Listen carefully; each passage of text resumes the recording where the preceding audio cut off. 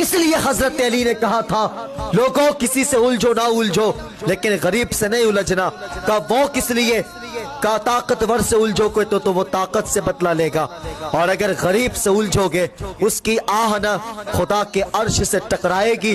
اللہ اکبر. جب خدا بدلہ لے گا نا بچانے والا نصیب نہیں ہوگا، بچانے والا نصیب نہیں ہوگا.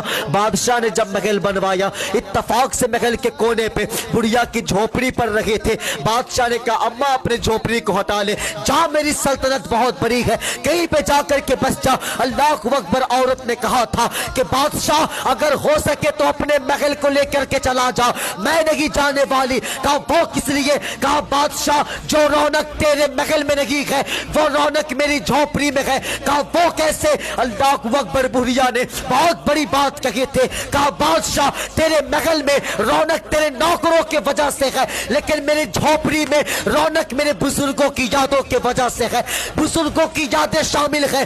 اللہ اکبر. بادشاہ نے کہا ہے کہ یہ بڑھیا آسانی سے نہیں ماننے والی ہے. غلاموں سے کہا جا حساب لگا دے، جیسے بڑھیا جھوپڑی سے نکلے گی اس کے جھوپڑی کو اڑا دینا. اللہ اکبر. اتفاق سے بڑھیا گھر سے نکلی ہے. اللہ اکبر. بادشاہ نے جھوپڑی کو توڑوا دیا ہے اور بڑی تیزی کے ساتھ محل کی دیواریں بنوا دیا ہے. شام کو جب بڑھیا گھر کو لوٹا ہے دیکھا میری حویلی نہیں ہے، میرا گھر نہیں ہے. ہائے میری قسمت، میرا گھر کہاں گیا ہے؟ کسی نے کہا ہے اماں وہ تو بادشاہ نے توڑوا دیا ہے. اللہ اکبر. اتنا سنا ہے ایک آہ نکلی ہے، آسمان کی طرف دیکھتی ہے اور کہتی ہے اے میرے پروردگار میں تو اپنے گھر سے غائب تھی لیکن تو کہاں تھا؟ تو کہاں تھا؟ اے مالک میں تو نہیں دیکھ رہی تھی لیکن تو دیکھ رہا تھا.